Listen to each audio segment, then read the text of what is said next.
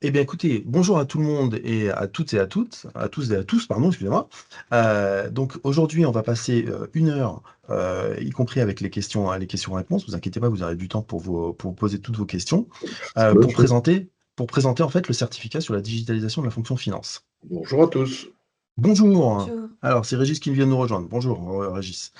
Alors, on a commencé Régis, donc c'est juste la première slide. Voilà, donc moi je m'appelle Marc Vincent, je suis responsable en fait du certificat de digitalisation de la fonction finance.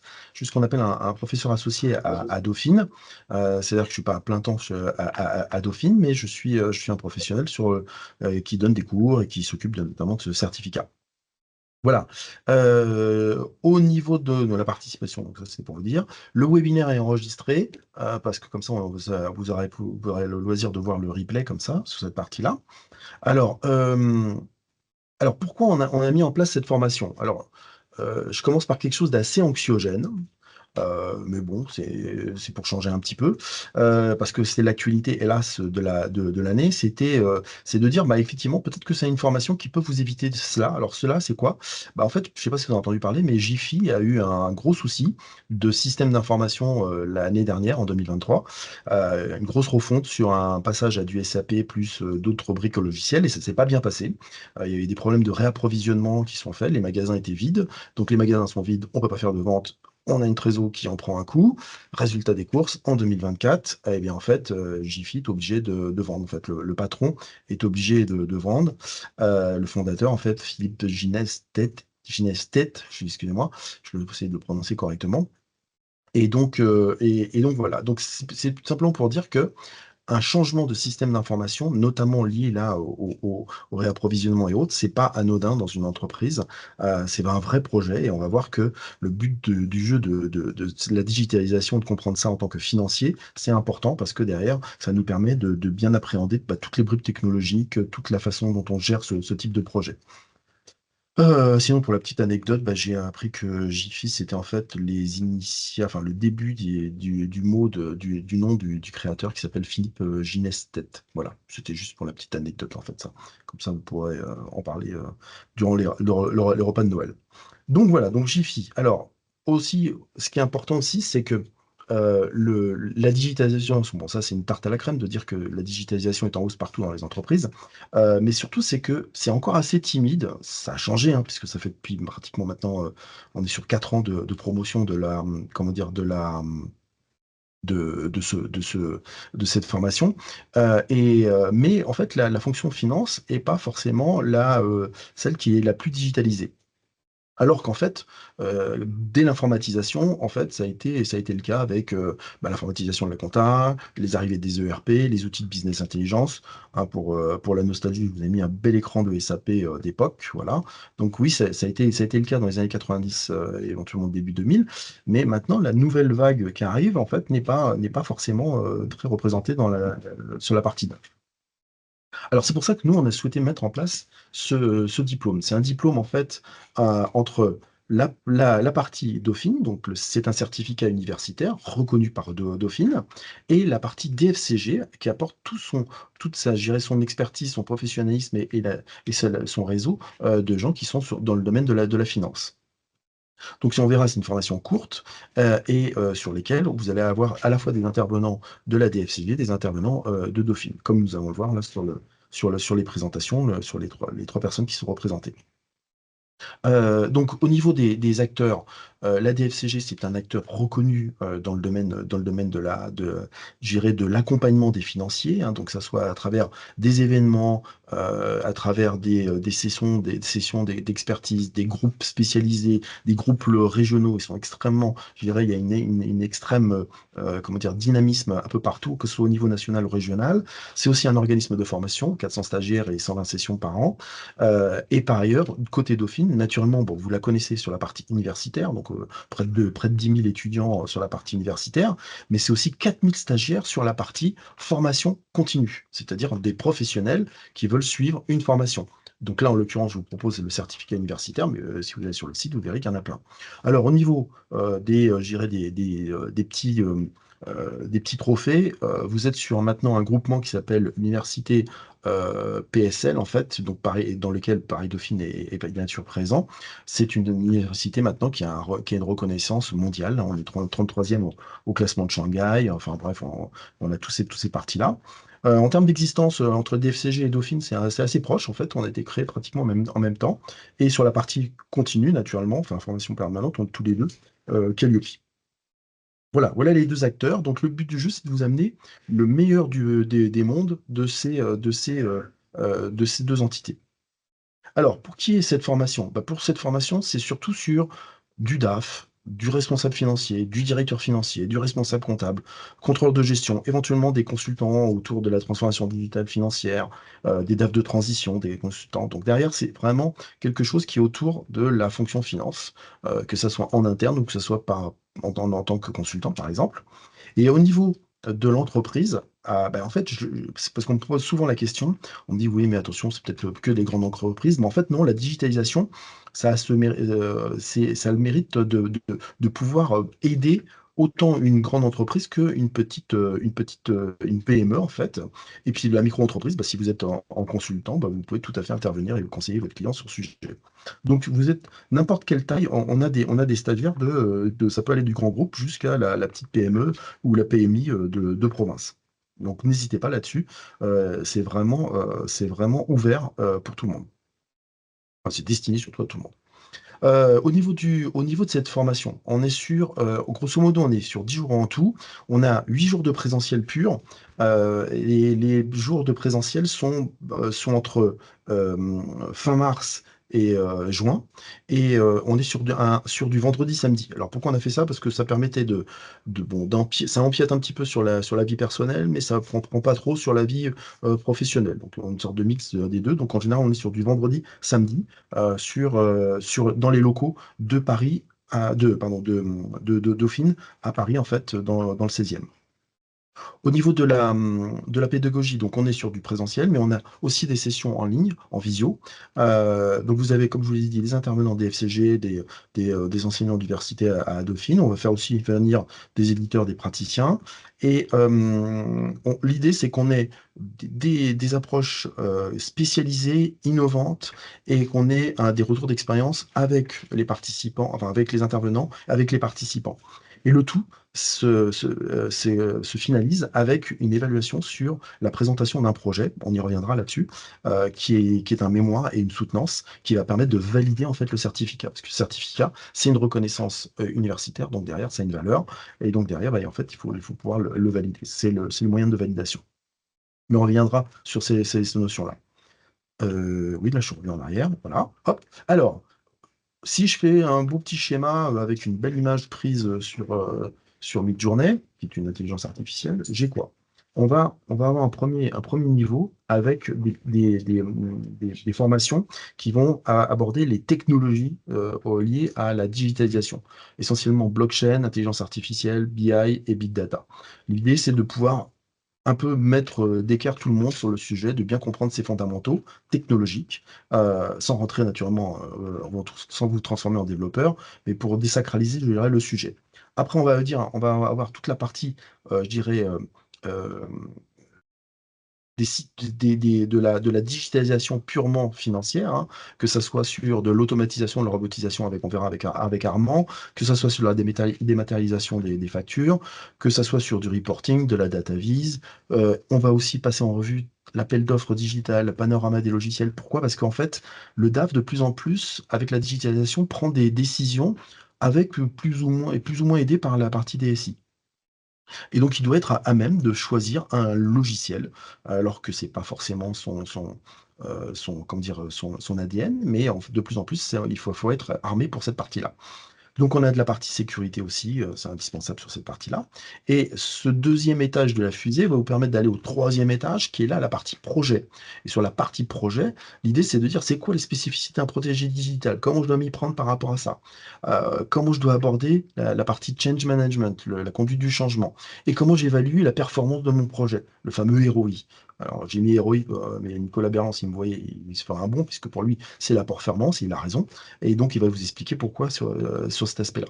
Et naturellement, le dernier étage, bah, c'est le projet que vous allez prendre, un projet en interne pour votre société, parce que vous êtes dans une société, qu'il y a un sujet, une vision d'ensemble, un projet avec un de vos clients, qu'importe, en fait. L'idée, c'est que vous puissiez porter ça et formaliser ça sous forme d'un mémoire.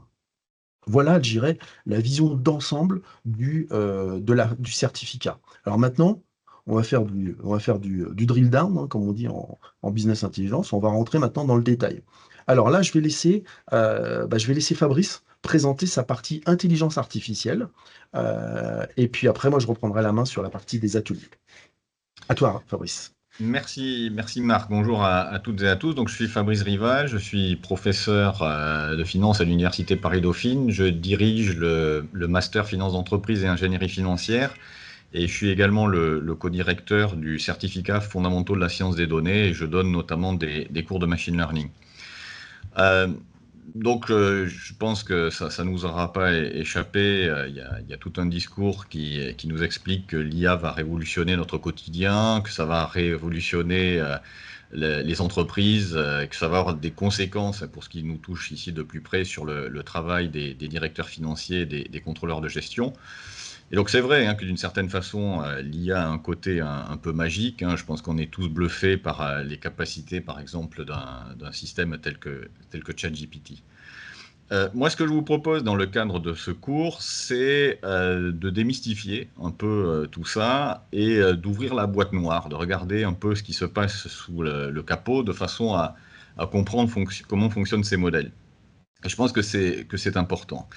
Alors, on partira de choses relativement simples, hein. Qu'est-ce que ça signifie, hein, apprendre pour un algorithme? Comment est-ce que l'on fait pour entraîner un algorithme? Comment est-ce qu'on fait pour construire, en fait, un modèle d'IA? Comment est-ce qu'un modèle va vous fournir des prédictions? Ou comment est-ce qu'un modèle qui est un modèle d'IA générative va être capable de fabriquer de nouvelles données, de produire du texte, des synthèses, des possibilités de scénarios?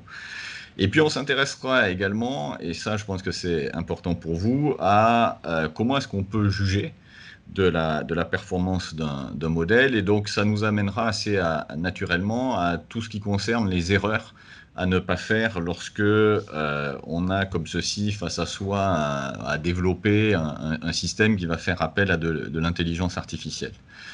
Alors le but, hein, on a 4 heures, hein, uniquement, que l'on va passer ensemble. Le but, c'est pas de faire de vous des data scientists, mais l'idée, c'est de faire en sorte que vous soyez suffisamment informés et alertes pour que si jamais vous devez par exemple faire appel à un consultant, hein, pour développer un système dans votre entreprise, vous soyez capable un peu d'anticiper ce qu'il va vous demander, par exemple, de poser les bonnes questions, et puis également de challenger les solutions qu'il va vous proposer. C'est important, de façon à ce que on ne vous vende pas du rêve, et qu'on ne vous vende pas des choses qui, in fine, ne tiendront pas leurs promesses. Voilà, donc l'idée, c'est de vous rendre un peu plus compétent en ayant une compréhension un peu de ce qui se passe sous le moteur, de façon à ne pas être complètement démuni lorsque vous aurez à traiter de ce type de sujet. Super, merci Fabrice.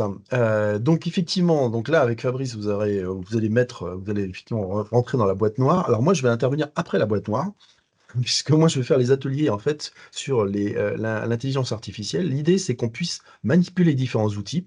Alors, vous allez me dire, vous avez peut-être déjà manipulé du ChatGPT. Oui, mais alors on va regarder comment on va bien apprendre à le manipuler. On voit les différences entre un ChatGPT, un Copilot, un Claude, un Mistral, etc. Et on va pouvoir comment qu'on peut l'utiliser sur des cas aussi concrets d'une DAF, en fait. Hein, tous les cas qu'on peut utiliser, comment on peut l'utiliser. Donc on va manipuler ces différentes IA. Alors, certains me posaient la question de dire est-ce que j'ai besoin d'un abonnement, etc. Non, il n'y a pas besoin. On peut faire déjà pas mal de choses avec les versions gratuites des différentes IA. Alors, peut-être qu'entre-temps, ça aura changé, mais pour le moment, on peut faire pas mal de choses. Et puis, on peut passer de l'une à l'autre et regarder les spécificités. Ne vous inquiétez pas, il y a de quoi faire sur cette partie-là. J'ai des petits trucs et astuces qui vous permettront des fois de bypasser un peu les contraintes de la, de la version gratuite. Et Donc voilà. Marc, est-ce que tu montres des slides actuellement? Parce que moi, je vois une slide immobile depuis le début. Je ne Ah, sais pas si c'est le cas pour tout le monde. alors est-ce que vous voyez ma slide? Moi, je Oui, confirme moi que les slides oui, défilent, hein, en tout cas, hein. oui, je Alors, confirme. on est sur Ah, la même slide, hein, c'est normal. Moi, je suis Pour- sur Non, l'atelier non, mais pour moi, IA, tu le depuis vois. le début, non, non. Moi, depuis le début, j'ai certificat digitalisation. J'ai la première slide, la Ah, une. Alors, ouais, je ne mais c'est sais parce que pas si c'est pareil pour les autres, mais c'est que non. mais c'est pas arrivé encore à Washington, je pense, c'est ça. C'est le problème, hein. ok, d'accord. Non, mais si tout le monde, C'est le protectionnisme américain qui a commencé. si tout le monde voit toutes les slides, tant mieux. Mais en tout cas, moi, je n'en vois qu'une. Voilà. Ok, Alors, mais continue, pardon. c'est pas grave, ce que je te dis, c'est que je suis sur la slide. Ah oui, mais t'as payé pas la slide. Non, moi, je suis sur la une. Mais c'est pas grave. Je Ok, connais ta présentation. voilà, bah, Vas-y. ok, ça marche.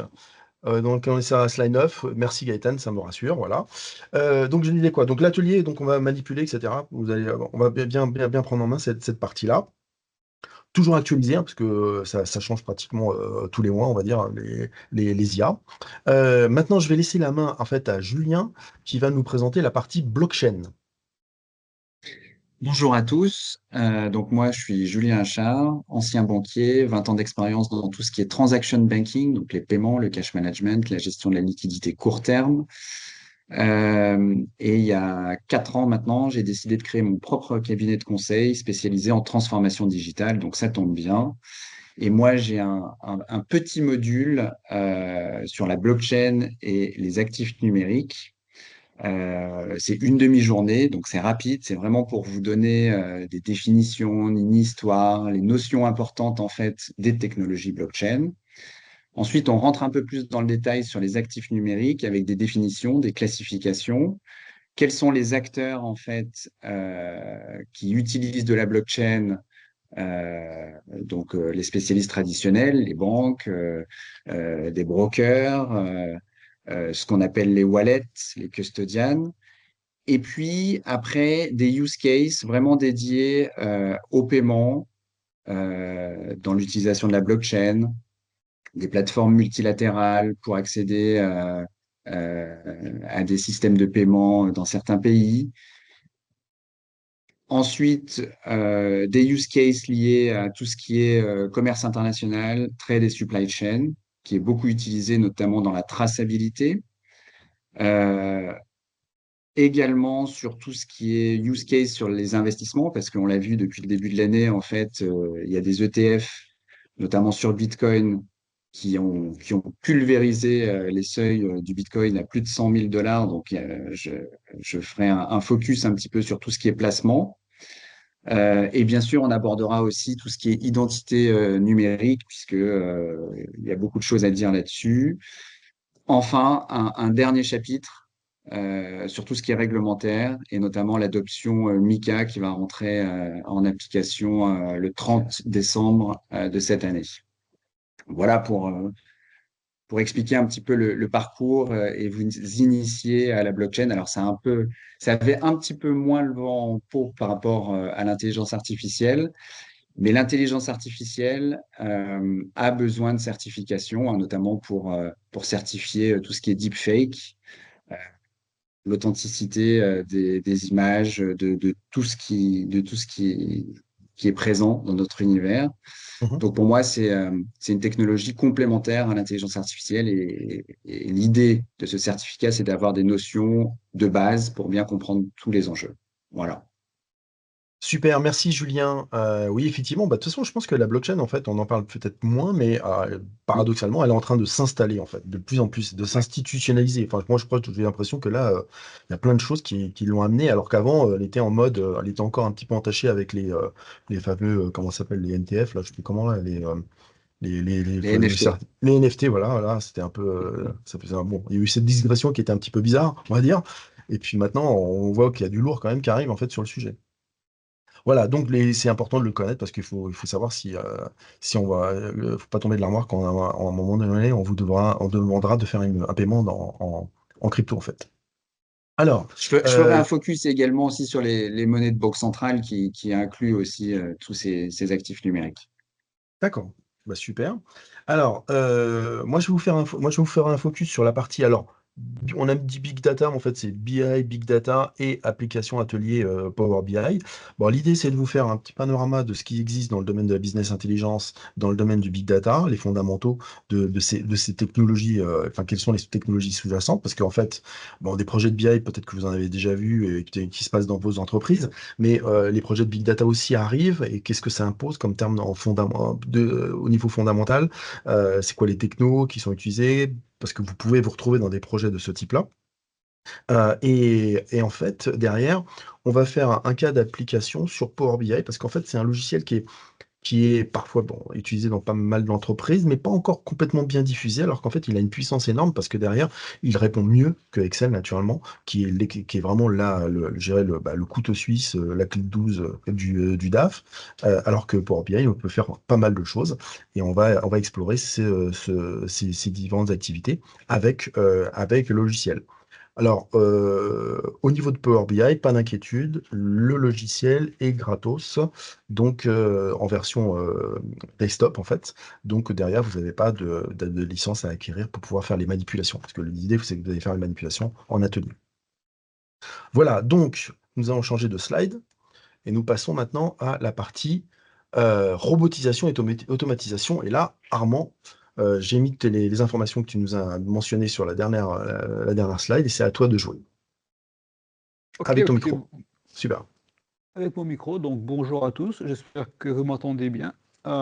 Effectivement. Oui, donc moi, Armand Angeli, je co-anime le groupe transformation digitale de la DFCG et donc sur tous les aspects, non seulement outils, mais aussi leviers hein, que sont les aspects humains, les aspects organisation, comme les CSP, l'outsourcing, etc. Et, et- et- et en fait, nous essayons de faciliter les échanges entre nos membres pour être vraiment pratico-pratique. Et par exemple, là, actuellement, nous travaillons sur un dossier pour notre magazine Finance et Gestion sur l'IA et nous allons organiser un dîner débat sur l'IA au mois de mars. Et donc, dans la même veine, nous sommes très contents de participer à ce certificat. Et moi, bien sûr. Et moi, je vais plutôt parler pendant une journée de tout ce qui est automatisation. Alors, au début, on avait appelé ça robotisation RPA. Euh, mais en quelques années, ça a beaucoup évolué. C'est pour ça qu'on a rappelé ça robotisation et automatisation. Et ça commence depuis Excel, en fait, depuis les macros, en passant par la RPA et jusqu'aux agents maintenant IA.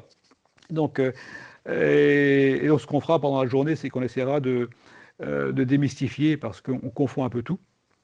On verra les outils, on verra comment on a évolué des outils simples vers les outils plus cognitifs. Donc on parlera outils, on parlera levier de la transformation, on parlera mise en place des outils, on parlera des prérequis, on parlera du marché et on aura des expériences concrètes avec des outils concrets et des personnes, des sociétés qui ont mis en place ces outils pour faire vraiment sentir là où on en est voilà. Et comment ne pas se planter en gros. Voilà. Donc voilà, je ne sais plus trop ce qu'il y avait dans ma slide, mais je pense avoir résumé. Oui, bah après, en fait, tu passais aussi en revue les différents outils qui existent sur le Ouais, marché, leur positionnement, et ouais, je l'ai puis dit, ça, voilà, ok, ouais. ouais, ok. Et Mais tout voilà, ça, puis je prendrai des questions après, hein, donc il n'y a pas de oui, voilà. souci. Mais donc Ouais. voilà, donc c'est les outils, la robotisation, donc depuis RPA jusqu'aux agents. Mhm. J'insiste sur le mot agent parce que c'est le mot à la mode, mais on le met un peu trop partout. C'est ces agents IA qui sont censés révolutionner l'automatisation, mais bon, on en Mhm. reparlera, voilà. Ok, bon bah ça marche. Merci à toi. Alors autre slot en fait enfin autre domaine qui va être abordé durant la formation, c'est la digitalisation du processus achat. Donc avec notamment tout ce qui est de la dématérialisation des factures au sens large hein, de l'ensemble du processus. Donc là c'est Guillaume Sica qui fait partie aussi du groupe Transformation Digitale dans lequel est Armand Angeli dont il vous a parlé. Donc là, l'idée, bah, c'est que vous puissiez tout passer en revue, les différents projets, les acteurs du marché aussi, les fondamentaux de cette gestion de projet, en fait, pour avoir une bonne gestion de ce processus, en fait, achat. Moi, je vais intervenir sur un cours qui est assez complémentaire avec la partie BI Big Data, qui est parler de data vise et au-delà de la data vise, de passer aussi au data storytelling. Parce qu'en fait, de plus en plus, bon, vous avez des data, c'est bien, vous pouvez les traiter avec tout plein de logiciels, c'est super. L'important maintenant, c'est de plus avoir une représentation, des reporting qui puissent être parlants, qui puissent être impactants. Donc naturellement, des logiciels comme Power BI, comme Tableau peuvent vous permettre de faire des choses. Et donc, il faut les maîtriser. Vous avez des parties maintenant on peut maintenant faire aussi utiliser le NLP aussi pour donner des nouvelles dimensions aux représentations de reporting. Donc le NLP, c'est la partie du process de langage automatisé en fait. Et au-delà de ça, c'est de dire j'ai de la data vis très bien, mais qu'est-ce que je raconte comme histoire? C'est le storytelling dans le domaine financier, c'est aussi devenu important. C'est pas simplement des choses qui sont importantes pour raconter son business plan ou autre, c'est aussi important d'avoir cette logique-là, de raconter une histoire, parce qu'en fait les décideurs sont inondés d'informations, de data, et il faut faire la différence. Et même en tant que financier, quand on veut faire avancer son sujet, il faut aussi qu'on soit parlant. Donc voilà, donc on parlera de ça sur la partie data vis, data storytelling. On fera aussi un point avec Michel Abaroff, qui est aussi pareil du groupe Transformation Digitale. L'idée, c'était de vous prendre, de vous donner un peu des pistes pour pouvoir bien comprendre comment je vais pouvoir faire mon enquête auprès des différents éditeurs de logiciels, apprendre les distinctions, avoir une méthodologie d'investigation, parce que derrière, comme je vous l'ai dit, vous allez être confronté, et quand vous regardez maintenant les logiciels sur le marché dans le domaine de digitalisation de la fonction finance, il y en a plein, il y a plein d'acteurs. Il y a des endroits où on peut s'informer. Heureusement, vous avez la DFCG qui peut vous donner des pistes là-dessus, avec notamment Michel Labaroff. Et puis derrière, il y a toute la partie appel d'offres digital. Qu'est-ce que je fais? Comment je m'y prends? Quelles sont les clauses sensibles? Est-ce que je vais aller dans une logique RFI, RFQ, RFP? Donc voilà, donc ça, c'est des points qui sont importants. Et on vous fera une petite sensibilisation sur la sécurité informatique DAF, hein, je vous rassure. On ne va pas vous expliquer ce que c'est que l'importance d'un mot de passe, etc. Ça, je pense que vous avez déjà eu plein de formations sur le sujet. Là, l'important, c'est de faire un focus sur uniquement la partie, ce qui peut impacter une DAF. Et on va voir que la digitalisation, elle attaque beaucoup la sécurité. Et donc derrière, il faut en tenir compte pour ne pas se retrouver escroqué par des pirates. Donc voilà, donc ça c'était toute la partie digital métier. Après là, on rentre dans la partie projet. Donc sur la partie projet, je vous l'ai dit, vous avez le pilotage de votre projet de digitalisation. Donc là, vous avez Frédéric Doche qui va intervenir, qui va vous expliquer en fait les spécificités d'un projet de digitalisation. Vous avez Nicolas Berland, professeur d'université, qui va vous expliquer en fait toute la partie de retour sur investissement. En fait, va surtout analyser la performance de votre projet et vous donner comment vous le présenter en termes de rentabilité et d'éviter les écueils du ROI, parce qu'il y en a. Et vous avez Jean-François Marvaux, qui est de la DFCG, qui va vous expliquer la conduite du changement, parce que vous savez que dans tous les projets maintenant, en général, on prend en compte naturellement la conduite du changement. Mais dans un projet de digitalisation qui peut être un projet assez impactant, c'est un point extrêmement important. Donc, c'est lui qui va vous faire travailler sur le sujet. Donc ça, c'est la partie projet. À l'issue de ces cours, vous allez avoir en fait à soutenir un projet. Donc, c'est-à-dire en fait, l'idée c'est que vous preniez un projet issu d'un besoin réel dans votre entreprise ou chez un client, et derrière vous allez le reprendre et le formaliser avec toutes les étapes. Et pour cela, vous allez être accompagné avec un tuteur, hein. Ça peut être un Armand, ça peut être moi, ça peut être un Fabrice Riva. Et puis naturellement, il y a tous les échanges avec le groupe projet. Donc derrière, l'idée c'est d'avoir une dynamique par rapport à ça. Le mémoire, je vous rassure, hein, c'est pas une thèse, donc c'est 15 pages Word donc, derrière, et une soutenance d'oral qui est de l'ordre une demi-heure avec les questions comprises. Donc l'idée, c'est qu'on puisse voir comment vous avez mis en application tout ce qu'on a vu durant le certificat sur un sujet, ça peut être un sujet précis, comme ça peut être une vision d'ensemble, type bilan, feuille de route, etc., digital. D'ailleurs, voilà des petits exemples de mémoire précédents. Donc, vous voyez, comme je vous ai dit, la roadmap digitale, vous êtes dans une PME. Derrière, le but du jeu, c'est de se poser pour pouvoir dire, voilà, comment je vois les évolutions là, dans mon entreprise, des différentes de la digitalisation, quels sont les projets que je mettrai en premier et quelles sont mes réflexions par rapport à ça. Donc, ça vous donne cette roadmap. On peut avoir des choses qui peuvent être, par exemple, là, ça c'était Ça, c'était détection proactive de la fraude en assurance santé complémentaire grâce à la data science. Bah là, c'était de faire un focus sur quelque chose d'extrêmement précis. Et ça, c'était un sujet fait par exemple, une future consultante dans ce domaine-là, qui voulait comprendre ce secteur-là. Donc, il n'y avait pas forcément un projet entreprise, elle était plutôt maintenant extérieure, en fait. Vous avez eu, là, au train d'un groupe industriel, en fait, il a formalisé des retours d'expérience. Dématérialisation des processus, bon, ça c'est un classique. Digitalisation du processus purchase to pay, pareil, c'est un classique. Qu'est-ce qu'on avait d'autre de spécifique? Non, bah voilà, en fait, en gros, vous avez un petit patchwork, ouais, pour vous montrer qu'on peut avoir des choses qui sont extrêmement précises, qui peuvent répondre à une demande en entreprise, comme ça peut être des choses qui peuvent être une vision d'ensemble, par exemple dans une PME. Donc ça, c'était les mémoires. Au niveau du planning, alors j'accélère un peu parce qu'il est déjà 11h33. Le but du jeu, c'est que vous ayez des questions. Alors là, jusqu'en mars, là, on est en train de faire les réunions d'information, de diffuser les informations sur le certificat pour qu'on puisse finaliser les inscriptions et vous puissiez déposer naturellement vos dossiers d'inscription et de financement. Donc la dernière date pour le CPF, ça c'est un point important, c'est à mi-mars 2025. Donc la première session de formation, elle commence le vendredi fin mars, vendredi 28 et le samedi 28, 29, oh, j'ai toujours pas corrigé. Bon, ok. Vendredi 28 et samedi 29, pardon. Et une session comment dire, des journées de formation, c'est de 9h à 12h30 et de 14h à 17h30. Donc je les ai mis uniquement pour le vendredi, mais c'est valable pour toutes les autres en fait par rapport en dessous. Donc, en avril, on aura des visios, parce qu'en fait, le mois d'avril, il y a quand même pas mal de congés. Donc, on a évité les trois zones, les trois zones pour que vous puissiez partir en vacances, hein, tout simplement. Mais par contre, on a fait des visios de 18h à 20h30 pour pouvoir mettre certaines notions. Et on recommence à la mi-mai les sessions de présentiel, le vendredi 16 et le samedi 17. Et en juin, on a deux séries, puisqu'on a la possibilité sur juin de les placer. Je crois que le mois de mai est un peu plus compliqué, pour pouvoir mettre les différents présentiels. Généralement, sur juillet-août, vous êtes plutôt sur l'écriture du mémoire, qui a déjà été, on va dire, sur lequel vous avez déjà votre problématique, qui a déjà été traitée pratiquement en amont, parce qu'en avril, on a déjà une petite session pour en parler. Et vous soutenez le samedi 27 septembre. Là, ça peut être, comme c'est juste une intervention, ça peut se faire à distance, un peu ceux qui sont en province, ou ça peut se faire en présentiel. Si vous êtes sur Paris, vous pouvez venir, il n'y a pas de souci. Voilà sur le planning.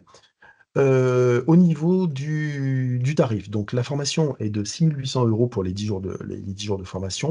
On peut faire un financement par CPF, par France Travail, donc Expo l'emploi, naturellement du personnel et du entreprise. Donc pour tout ça, en fait, ce qu'il faut, c'est votre contact, c'est Stéphanie, qui est parmi nous, là, en fait. Donc j'ai mis son numéro de téléphone, l'email de la formation. N'hésitez pas à rentrer en contact avec elle. Là, vous avez le lien pour pouvoir vous commencer à créer, à faire votre préinscription.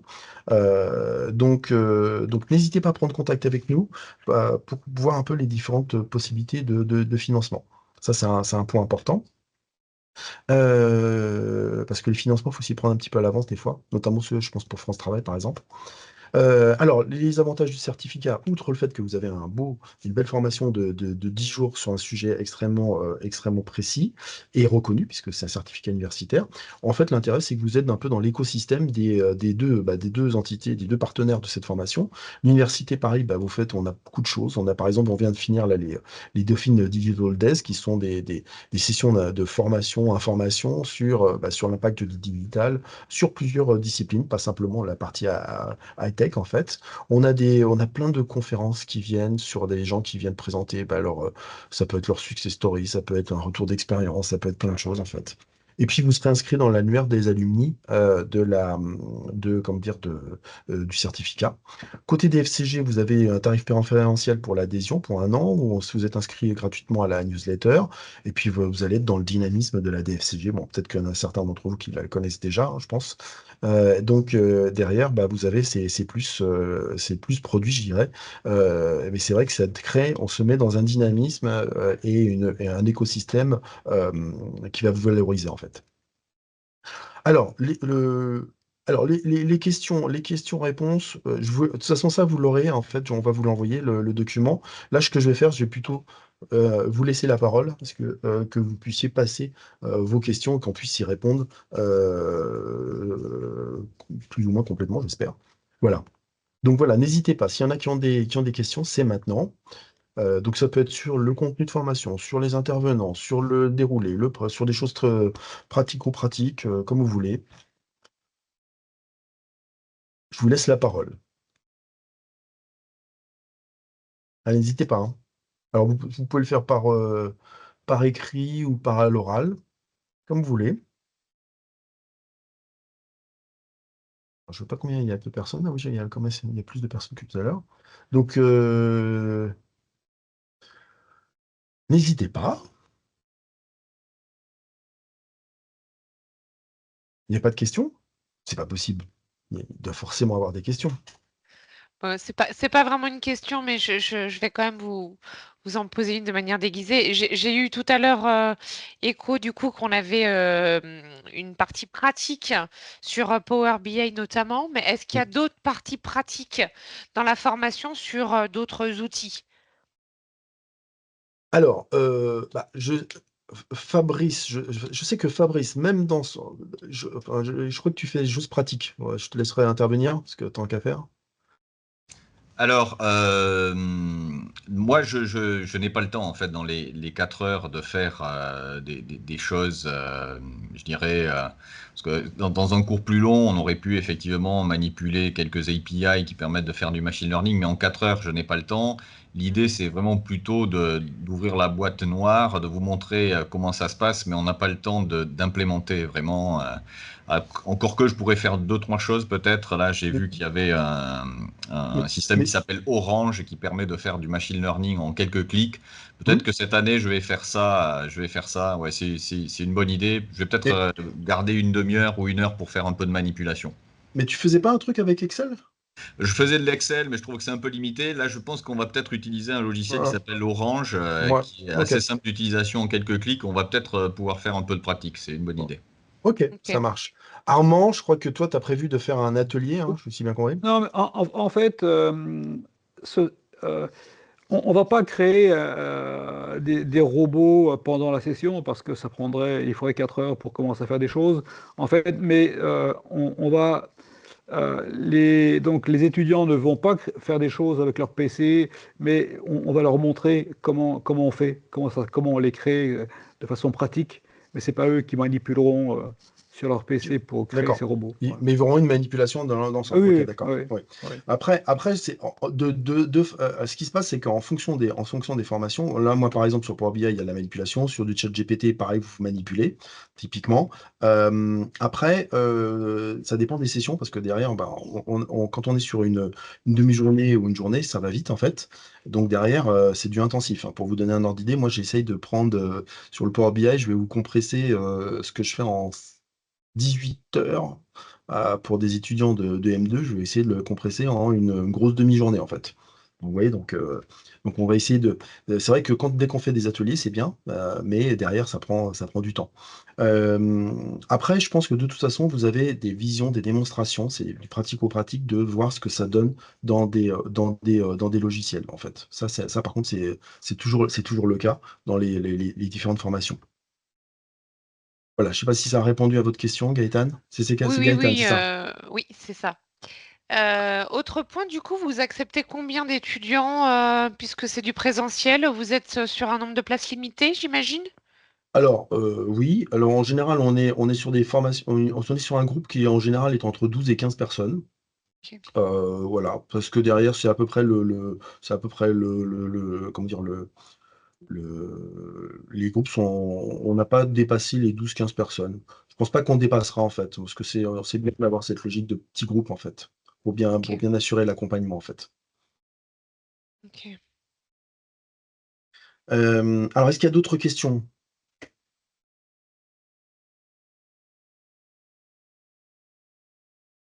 N'hésitez pas, hein, je suis, Hem, même sur des détails, tout bêtes, hein. Donc la formation, se passe dans les locaux pour le présentiel, se passe dans les locaux de l'université de Dauphine, qui se trouve à Porte Dauphine, au métro.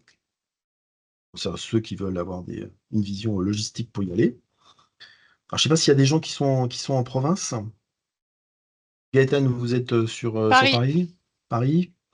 Alors je sais pas, est-ce qu'il y a des gens qui sont en province, en fait, qui peut-être se posent des questions? Oui. Alors B, je suis interloqué B. Ah oui, moi, il y a Marseille, ok. Du Havre, ok. Ah oui, c'est bien, ça, il y a une représentation de la province, c'est bien. Nice. Ah oui, on fait le tour de France, là, en fait. D'accord, OK. C'est bien ça. Alors, bah, écoutez, en fait, donc vous avez que, comme je vous l'ai dit, vous avez que 4 sessions de 2 jours, à part le logement pour vous, alors on peut vous conseiller des hôtels dans le coin. Ça, je pense qu'au niveau de la formation continue, on a une liste, hein, d'hôtels là-dessus, Stéphanie pourra vous l'envoyer. Par contre, effectivement, ça, tout ce qui est déplacement et tout ce qui est logement, c'est pour votre financement personnel, en fait. Mais on peut vous donner des informations par rapport à ça, ne vous inquiétez pas. Alors, qu'est-ce qu'il y a comme autre question?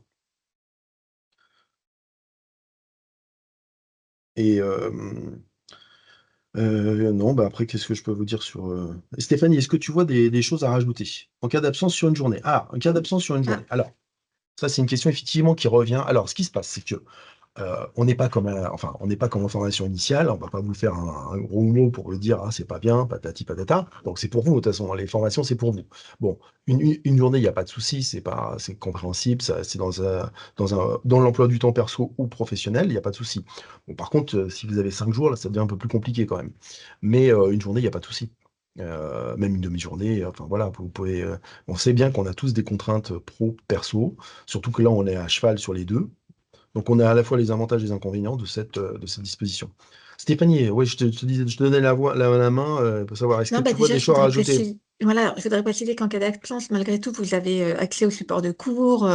Exact. Vous pouvez échanger avec vos camarades de promo pour avoir Ouais. éventuellement des notes. Mmh. Enfin voilà, vous n'êtes pas totalement Ouais. abandonné et vous n'avez pas complètement perdu la journée d'enseignement. Sinon, sur un plan logistique, ben, non, il n'y a pas grand-chose. Il faut déposer sa candidature directement depuis le site. Ouais. Voilà, qui sera avec. N'omettez pas de glisser le CV pour accompagner le dossier de candidature pour qu'il soit bien étudié par Marc. Et puis, vous avez un retour assez rapidement en général sur votre admissibilité. Voilà, et puis ensuite, eh bien, on passe à une inscription, pardon, administrative. Ouais. Voilà. Alors c'est Pour le vrai, CPF, par contre, ouais. excuse-moi Oui, Marc, pour le vas-y, vas-y, CPF, vas-y. si vous souhaitez mobiliser vos droits pour payer partiellement cette formation, la date limite, c'est 11 jours ouvrés avant le démarrage de la formation. Donc, il faut déposer vos dossiers de candidature euh, voilà, entre deuxième quinzaine de février, pas après. Voilà, pour pouvoir bénéficier de ce financement. Voilà. Super, bah, merci Stéphanie alors au niveau effectivement, maintenant si je rentre un peu plus dans le détail, peut-être quand, je partage ma fenêtre. Donc là, je suis sur le certificat de la digitalisation de la fonction finance. Donc quand on le tape, bah, tous ceux qui ont payé là, en sponsorisé, bah, vous descendez. Nous, on est ceux qui n'ont pas payé parce qu'on est bien référencés. Voilà. Ah, vous cliquez là-dessus, toc, vous arrivez. Ça vous reprend un petit peu tout ce que je vous ai raconté. Vous avez tout de suite les coordonnées de Stéphanie qui sont sur le côté là. Toc, vous voyez. Vous pouvez retrouver le programme qu'il va falloir qu'on actualise parce que je n'ai pas complètement actualisé. Mais par contre, ici, pof, vous avez inscription. Et ici, vous allez donc vous avez besoin d'un CV, vous avez besoin de remplir et là, vous cliquez sur «Déposer ma candidature» et hop, ça bascule sur «My candidature». Heu et donc vous créez votre compte, toc, là, comme ça et puis derrière, vous chargez les différentes informations par rapport à ça. Je me connecte pas parce que moi j'ai un autre profil, en fait. Donc voilà, donc tout est digital, voilà, Ouais. même sur l'inscription, c'est formidable et donc n'hésitez pas. Vous, déposez votre candidature, ça vous permet de vous suivre et de voir un petit peu les possibilités. Donc n'hésitez pas à déposer, hein. Ça nous permet de dire, voilà, on vous dit: «Voilà, c'est bon, on retient votre candidature» et puis après on voit surtout la partie, de financement du certificat. Voilà, donc n'hésitez pas, candidatez et après on vous sera en relation avec Stéphanie, avec moi-même sur le sujet. Est-ce qu'il y a d'autres questions? En cas d'absence sur une journée, quels sont vos critères de sélection? Alors, collection, les critères de sélection. Alors, normalement, c'est d'avoir en fait un niveau d'études supérieures dans le domaine, on va dire, de la gestion, au sens large. Dans certains cas, on peut tout à fait faire une sorte de ce qu'on appelle une validation des acquis, des acquis professionnels, en fait, si vous n'avez pas l'IO, parce que derrière, ça fait peut-être 20 ans que vous êtes dans le domaine de la comptabilité, dans différentes entreprises. Bon, bah, c'est sûr que là, vous avez une certaine expérience, donc derrière, on va pouvoir valider. Mais il faut nous envoyer le dossier le plus tôt possible pour qu'on puisse nous appréhender cette partie-là. Donc, c'était pour répondre à Véronique. Voilà. Vous aviez peut-être des questions complémentaires, Véronique?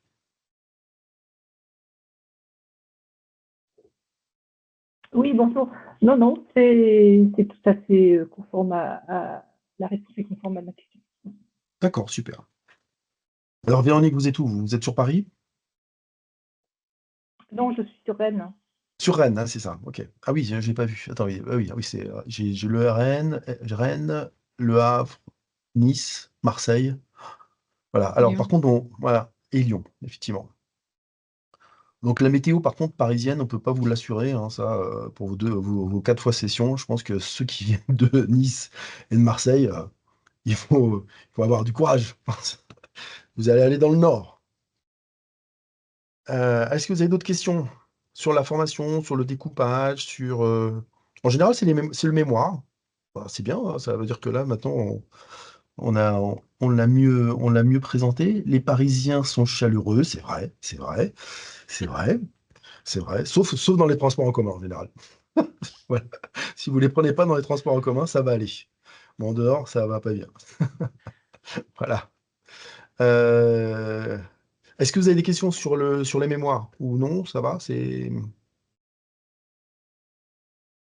Souvent, on avait des questions sur les mémoires, donc ce que j'ai fait, c'est que j'ai montré les mémoires des années précédentes pour un peu démystifier, hein, parce qu'on va vous demander une thèse. Non, c'est pas le but du jeu. Le but du jeu, c'est vraiment que vous puissiez prendre un sujet, de bien le formaliser. Je prends un exemple, par exemple, il y avait le DAF de toute la partie IT de Decathlon qui a fait cette formation. Et lui, en fait, qu'est-ce qu'il a fait? En fait, il me dit, moi, je vais changer de ERP. Donc, on a un gros projet de changement de ERP. Et donc, en fait, je vais me servir de la formation pour pouvoir faire toutes les étapes correctes de mon passage de ERP. Donc, il s'est servi quelque part de se poser. En fait, c'était le fait de dire, je me pose, je vais en parler, je vais interagir avec les différents intervenants et mes collègues.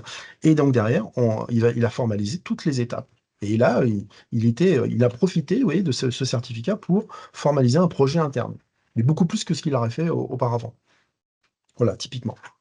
Il y a aussi une logique qui est bien aussi dans la formation, c'est que derrière, il y a une logique d'entraide entre les membres. Alors nous, donc c'est-à-dire qu'en fait, dans la dizaine de personnes, vous êtes dans une interaction et vous échangez des petites astuces, des tips, tiens, j'ai vu tel fournisseur, etc. Donc ça marche très bien là-dessus. Et on va essayer de faire aussi ça en mode en interpromo. Donc pour qu'on puisse avoir, je dirais, toute cette vision, parce que maintenant on est sur 4 promos. Donc c'est bien d'avoir des échanges entre des personnes qui ont suivi cette formation il y a maintenant 4 ans, leur évolution, etc. Donc voilà, écoutez, donc il y a Anne qui est OK. Est-ce que vous avez d'autres questions? Ou par chat ou en vocal, comme vous voulez. Si vous n'en avez pas, écoutez, on va. De toute façon, il ne reste plus que 10 minutes, donc on peut s'arrêter là. Il me reste plus qu'à. Alors attendez, je suis en mode. Je vais arrêter mon partage. Ah oui, j'ai oublié de faire ma petite slide. J'avais prévu de faire une petite slide avec marqué Joyeuse fête. Bon, c'est pas grave. Je l'ai raté. J'ai raté ma slide, c'est pas grave. Donc, je vous souhaite, pardon, je vais essayer de parler correctement, de bonnes fêtes de fin d'année, de bonnes inscriptions, n'hésitez pas, hein, hop, hop, certificat de digitalisation de la fonction finance, hop, vous envoyez ça et on va voir ce que le Père Noël va faire, hein, naturellement. Donc n'hésitez pas. Et on reste en contact. Si vous avez d'autres questions, on est à votre disposition. On est là jusqu'à la fin de la semaine. Puis moi, je suis là sur les vacances. Il n'y a pas de souci. Donc vous pouvez envoyer des questions. Vous avez nos coordonnées. Vous avez celles de Stéphanie. N'hésitez pas. Et puis voilà je vous souhaite donc une bonne fin de journée avec le soleil qui est revenu sur la région parisienne. Et puis à très bientôt. J'espère en 2025 pour le début de cette formation. Voilà, merci à tous les intervenants, merci à Stéphanie, merci à la bonne journée. DFCG pour Merci, bonne journée. l'intervention. Merci bien. Merci à vous. Au Bonne revoir. fête de fin d'année.